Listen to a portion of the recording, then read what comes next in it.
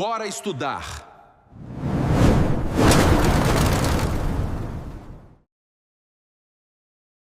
Hoje a gente vai embarcar numa verdadeira aula de língua portuguesa sobre a noção de correto. A gente vai fazer um mergulho profundo nas engrenagens e na mecânica real do nosso idioma. Muitas vezes a gramática é temida, né? Sabe, vista como aquele manual super estrito e punitivo.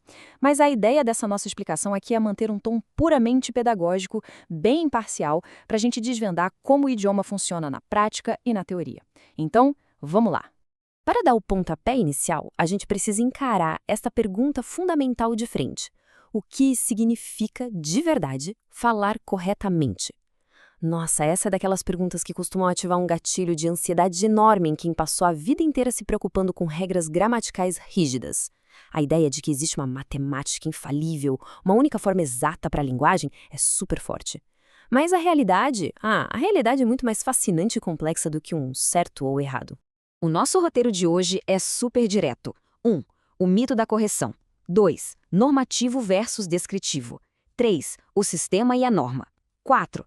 Exemplar versus correto. E 5. Redação oficial na prática. É uma jornada desenhada exatamente para a gente desconstruir, tijolo por tijolo, o mito de uma língua absolutamente pura. Então, vamos ao número 1. O mito da correção. Sabe aquela ideia de que o chamado padrão culto da língua é um sistema purinho que desceu dos céus? Pois é. Lendo mestres da gramática como o Fernando Pestana e Célcio Cunha, a gente descobre que não é bem assim. O padrão culto é, na verdade, a variedade usada por pessoas que têm prestígio social, histórico e literário. Ou seja, é um modelo idealizado. Ele é inteiramente baseado no uso que uma camada específica e prestigiada da sociedade faz do idioma, e não uma lei inquestionável da natureza. E isso ilustra de um jeito muito brilhante a essência desse debate todo. Tem uma citação paradigmática do linguista Célcio Cunha que ecoa o pensamento das maiores autoridades no assunto. Ele diz: falar correto significa o falar que a comunidade espera. O ponto crucial aqui é que a correção linguística está intimamente ligada à expectativa e à aceitabilidade social. O que dita o correto é o contexto, é o grupo em que a gente está se comunicando e o que se exige daquela situação. É tudo uma questão de adequação. E, por causa disso tudo, a forma como a gente classifica aqueles tropeços na comunicação precisa de um olhar mais fresco. De um lado, tem o peso esmagador daquele termo, erro gramatical. Soa até pesado, né? Mas, linguisticamente falando, é muito mais preciso e justo usar termos como desvio ou inadequação. Como a língua tem múltiplas variedades, dar uma escorregada não é um fracasso absoluto de inteligência, de jeito nenhum. É apenas um desvio daquilo que a norma culta esperava para um ambiente formal específico. O que nos leva à parte 2, normativo versus descritivo. A diferença fundamental entre essas duas abordagens da gramática é clara como água e vinho.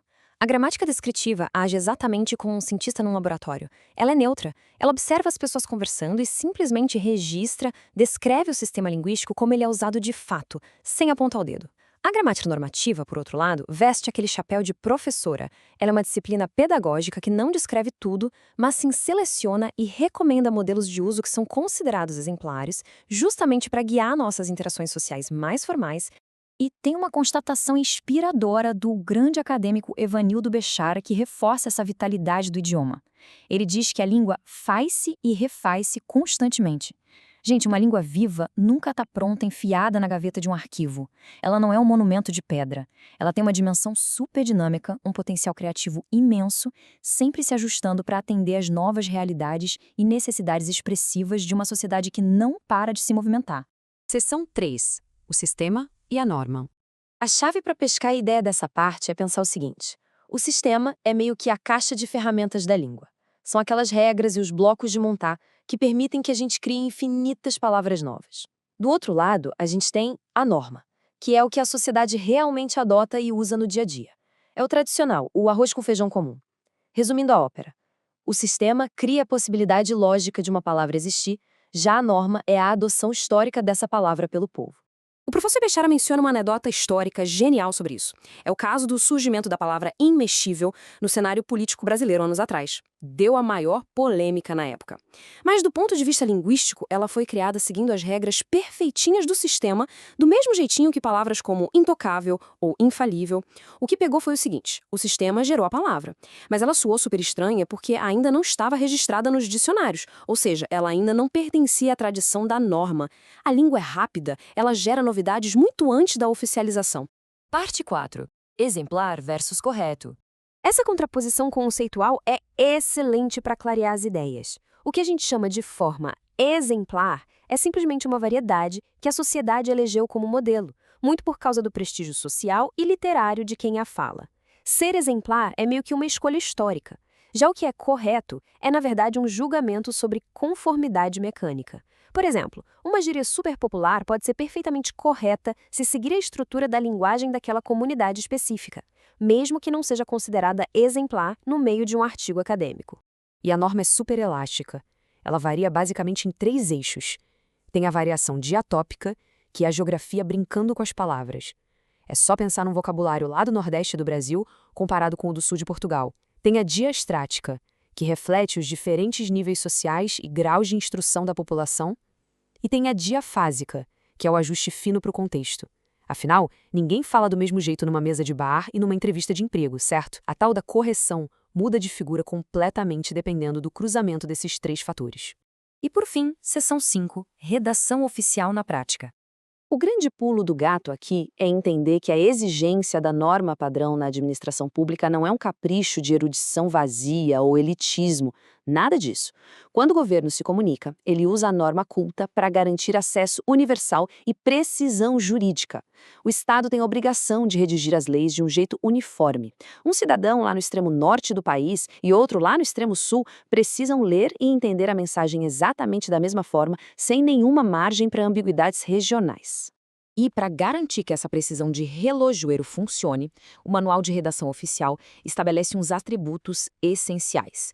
O texto tem que ser impecável na clareza, na precisão, na objetividade e na concisão.